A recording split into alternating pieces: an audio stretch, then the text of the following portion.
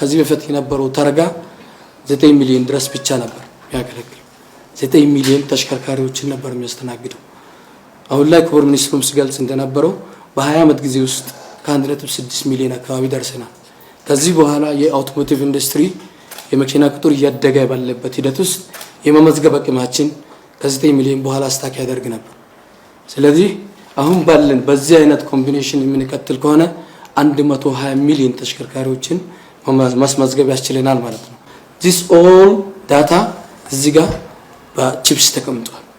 ስለዚህ ተሽከርካሪ ቅድም ክቡር ሚኒስትሩም ሲገልጽ እንደነበራቸው አጠቃላይ መረጃዎች ኢንትሪንሲካሊ እዚህ ጋር በRFID ማንበብ ይቻላል፣ በQR ኮድ ማንበብ ይቻላል ማለት ነው። ከአፍሪካ ፍሪ ትሬድ አግሪመንት ጋር የኮኔክቲቪቲ ስምምነቶች አሉ ከአፍሪካ ሀገራት ጋር ከዓለም ጋር። ስለዚህ ኢዚ ኮኔክቲቪቲ ከመፍጠር አኳያ እና የአፍሪካ ዩሮ ሴፍቲ ቻርተርን የትራፕታሪቲ አግሪመንትን የቪየና ኮንቬንሽንን የፓሪስ አግሪመንትን ሁሉንም ያካተተ ነው ማለት ነው።